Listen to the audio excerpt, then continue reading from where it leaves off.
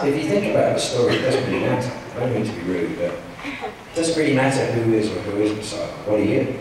I would be a Cylon in a second. Well, if you think about it, what are you? If that was 150,000 well, obviously we're all part Cylon. But that's the point. I mean, when you look at the whole thing, it's more important than that. So it didn't matter whether Rolo was a Cylon or not. I mean, the first words Eddie said to me was like, "Is he a Cylon?" Eddie said, "Voices in this high.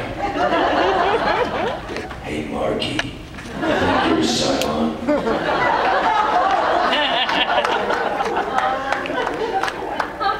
Does it really matter? He said, "No, not really."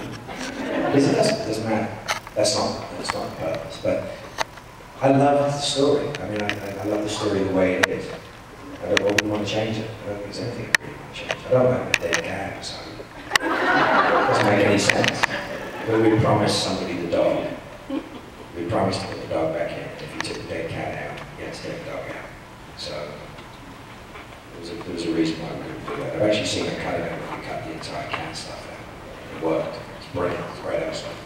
But it's something, you know, you make mistakes. I think everything else will redeem it. I think stabbing a guy in the neck with a pen maybe you feel better. Poor bastard. If you actually watch that again, if anybody has it on video, not only do I hit him in the neck 2 times, I then use him to land on. I use him as a cushion. And this poor stunt guy, I mean, I literally landed my elbow full body weight into his ribs 3 or 4 times. He was like, "I don't know, I think you might have cracked on there." You try to land a little bit more to the left next time. Oh, Jesus. I was getting very excited. Stabbing people in the neck is just like so cool. Michelangelo wrote it was like terrified it was going to be a Joe Pesci moment. You know?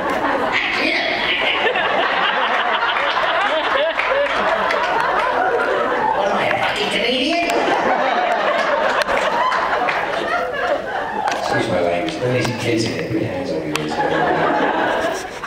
These words are all made up, they're all in the dictionary. Okay. And then how much did you know about the last episode when you got your script? Did you get all of it, or were you in the dark for most of it? No, that was the thing. Ron wrote a 2-part script that he delivered.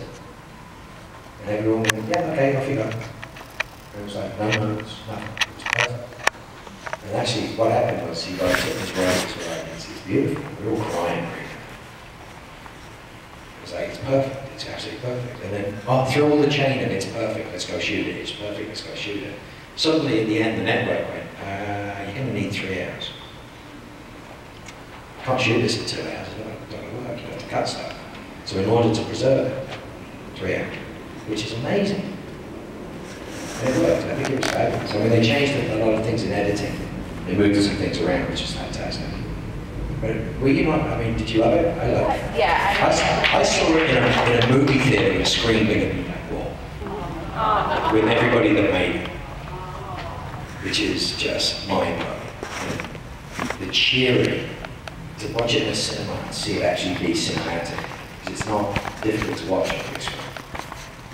And it's meant to be projected. I mean, God, Galactica crashes into the heart. I mean, screaming, everybody's like, "Yeah!" I got this, as soon as when Lee walks past, I goes, you know, ironic, Mr. President, whatever, the whole fucking place just erupted. So, yeah! So it's fun. It's just great. I'm part of something. Very little sci-fi has a beginning and middle and an end. Some of the movies do. But very little sci-fi actually has a beginning and middle and an end. And we've been cheated out of some great endings for great shows. Great shows. I mean, my dad was in the finale of Quantum Leap, which I think... it's a fantastic show. I mean, it was a groundbreaking show. But even Belisario didn't really get to finish it the way he wanted to, you know? I think the episode where he's dancing to Georgia on My Mind is the final episode, really. I mean, that says everything you ever needed to say. About Babylon 5 was close.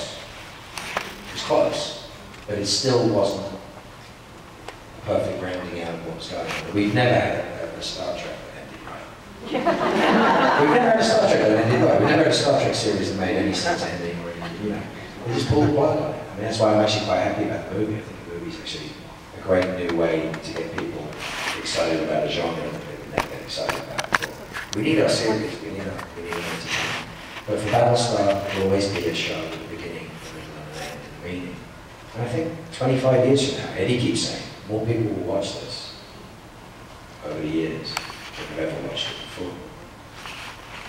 It'll be more popular in 20 years, which is great. I mean, I'm so proud to be part of it. It's fun to watch it. Thank you. I don't even know if I was in the questions. You did. I gotta say, I'm so happy. I mean, I'm such a huge Firefly fan.